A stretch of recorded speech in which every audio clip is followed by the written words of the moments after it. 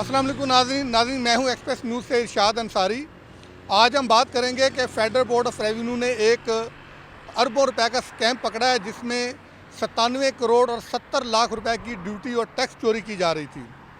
इस स्कैम में कौन से बड़े लोग मुलव्वस हैं, एक तो हम ये बताएंगे। दूसरा ये बताएंगे कि क्या ये एफबीआर जो इतने बड़े बड़े स्कैम पकड़ता है,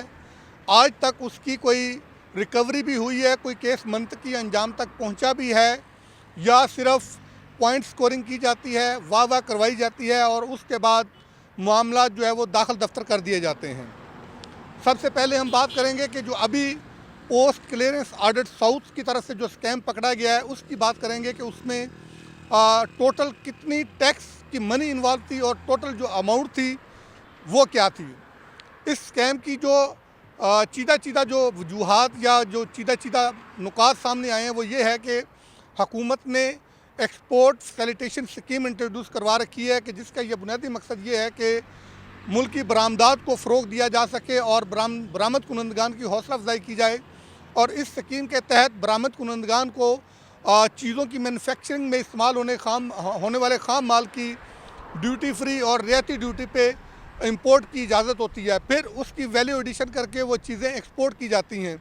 और उस एक्सपोर्ट पे फिर उनको रिबेट और बाकी जो मराहत वो मिलती हैं। इस स्कैम में अभी जो इब्तदाई तौर पे सामने आई हैं इंडस्ट्रीज़, वो 2 इंडस्ट्रीज़ हैं जिनकी तरफ से ये बड़े पैमाने पे जो है वो इंपोर्ट की जाती थी। ये लीड इनगिट्स थी जो इंपोर्ट की जाती थी और उसको फिर वैल्यू एडिशन करके एक्सपोर्ट करना होता था। ये स्कैम असल में मंजर आम पे उस वक्त आया कि जब इस कंपनी की तरफ से जो पहले इंपोर्ट्स की जाती थी वो 1 कंटेनर के लगभग होता था कि जो इनकी एवरेज इंपोर्ट होती थी। लेकिन जनवरी 2025 में इन कंपनीज़ की तरफ से जो इंपोर्ट्स की गई वो यकदम बढ़ के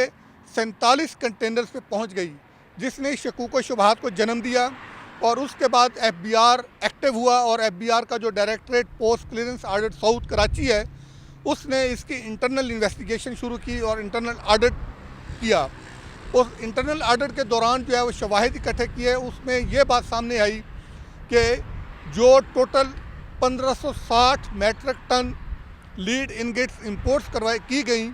उसमें से सिर्फ 111 टन इस्तेमाल की गई उसकी वैल्यू एडिशन करके, और फिर उससे जो चीज़ें तैयार हुई उसको एक्सपोर्ट किया गया। बाकी जो सारा इंपोर्टेड खाम माल था वो महंगे दामों मकामी मार्केट में फ़रोख्त कर दिया गया, उस पर ड्यूटी भी बचा ली गई और टैक्सेस भी बचा लिए गए, और दूसरी तरफ एक्सपोर्ट शो करके वहाँ से रिबेट भी ले लिया गया। और उसके बाद जब इसकी थॉरली मज़ीद इन्वेस्टिगेशन की गई तो उसमें ये बात सामने आई कि ये जो 2 कंपनियां थी ये जो रॉ मटेरियल मंगवाती थी और इनको उन्होंने एफबीआर का जो एसओपी है कि उसमें उनको एक स्पेसिफिक इन्वायरमेंट में और स्पेसिफिक जगह पे स्टोर करना होता है। जब उसकी क्लियरेंस का जो ऑर्डर किया गया तो उसमें भी ये बात सामने आई कि ऐसा नहीं था कि 111 टन जो है वो तो वैल्यू एडिशन करके एक्सपोर्ट कर दिया गया और बाकी जो है वो यूटिलाइजेशन के लिए कुछ स्टोर में पड़ा होगा। जब स्टोर की तलाशी ली गई तो उसमें सिर्फ 370 टन जो है वो लीड इनगट्स मौजूद थे, बाकी नहीं थे।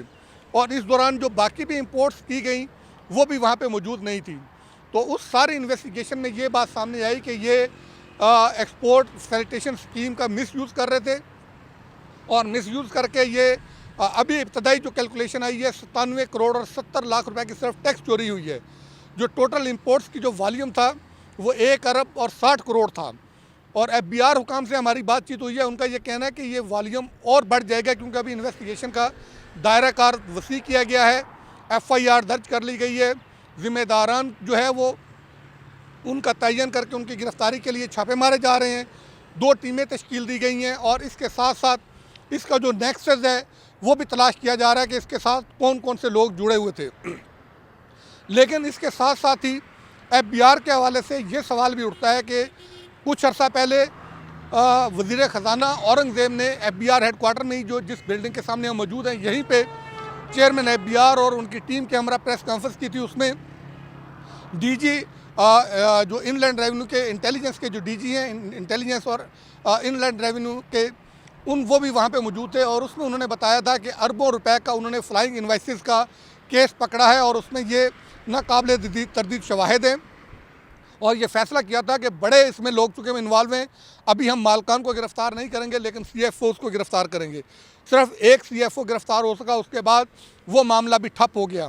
इससे पहले बिलियंस ऑफ रुपीज़ का एक 40 अरब रुपए का स्कैम आया, उसमें बावन शाह ग्रुप जो है वो मशहूर ये स्कैम था, उसमें भी 1 रुपया भी रिकवर नहीं हो सका, आज तक कुछ पता नहीं चला। इसके बाद 50 अरब रुपए का एक और कंटेनर्स का स्कैम आया, वो भी आज तक नहीं पता चल सका कि उसमें कितनी रिकवरी हुई। इसी तरह बेनामी ट्रांजैक्शन, बेनामी जायदादों के हवाले से जो इन्होंने एक बाकायदा तौर पे डिपार्टमेंट क्रिएट किया, उसकी तरफ से बहुत सारी बेनामी जायदादों का सुराग लगाया गया, उसका भी आज तक नहीं पता चल सका। इसी तरह बहुत सारे ऐसे इदारों के स्कैम पकड़े गए जिसमें FBR के लोग ये दावा करते रहे कि उसमें अरबों रुपए की जो है वो टैक्स की चोरी इन्वॉल्वमेंट है और नाकाबिल तरदीद शवाहिद हैं। बावजूद इसके कि हमें शदीद तरीन रेवेन्यू शार्टफॉल का सामना है, लेकिन उसके बावजूद एक तरफ हमारे यहाँ पैरेलल ब्लैक इकॉनमी और इनफॉर्मल इकॉनमी चल रही है और दूसरी तरफ टैक्स चोरी का जो रुझान है वो बहुत ज़्यादा है और जो टैक्स एवेडर्स हैं वो बार बार मुख्तलिफ तरीक़ों से हुकूमत को दबाव में ला के एमनेस्टी लेने की कोशिश करते हैं। अभी भी चूँकि हम IMF के प्रोग्राम में हैं तो मुख्तलिफ तरीक़ों से कोशिश ये की जा रही है कि रियल स्टेट सेक्टर के लिए और इसी तरह दूसरे सेक्टर में जो काला धन है उसको फॉर्मल इकॉनमी में लाने के लिए जो है वो कोई उसको एमनेस्टी का नाम भले ना दिया जाए, कोई और नाम दे के उनको एक मौका दिया जाए कि वो फार्मल इकॉनमी में आए। लेकिन IMF के प्रोग्राम में होते हुए चूँकि IMF का सबसे बड़ा एतराज़ ये होता था कि जो लोग ईमानदारी से टैक्स देते हैं उनके साथ ये ज़्यादती है, तो लिहाजा वो एमनेस्टी की सपोर्ट नहीं करता, तो इसलिए FBR के लिए ये मुश्किल है कि एमनेस्टी दे सके। लेकिन ये एक बात तय है कि FBR के पास जो डेटा मौजूद है, अगर उस डेटा को ईमानदारी से और पॉलिटिकल विल के साथ, ये ज़रूरी है कि पॉलिटिकल विल भी होनी चाहिए कि हुकूमत को भी चाहिए कि वो FBR का साथ दे। FBR के जो ऑफिसर जान मारी और जान फसानी के साथ ये केस पकड़ते हैं उनको भी दबाव में ना लाए, उनको उस केस को मंतकी अंजाम तक पहुंचने दें, पोलिटिसाइज ना करें, तो FBR बिलियंस ऑफ रुपीज़ का जो है वो रेवेन्यू कलेक्ट कर सकता है। उससे आम आदमी की ज़िंदगी भी आसान हो सकती है, हुकूमत इस पोजीशन में आ सकती है कि महंगाई का ग्राफ नीचे ला सके, आम आदमी को रिलीफ दे सके। लेकिन ये सब तब मुमकिन होगा कि अगर पॉलिटिकल विल भी साथ शामिल होगी, वरना ये भी केस माजी के केसों की तरह दाखिल दफ्तर हो जाएगा, कुछ अर्सा इसका शोर मचेगा, अखबारात की जीनत बनेगा, इलेक्ट्रॉनिक और प्रिंट मीडिया की जीनत बनेगा और FBR के अफसरान की वाह होगी, रिवार्ड्स की बातें होंगी, प्राइम मिनिस्टर भी क्लेम करेंगे कि FBR ने बहुत बड़ा जो है वो कारनामा सर अंजाम दिया। लेकिन वक्त गुजरने के साथ साथ पिछले केसेस की तरह ये केस भी जो है वो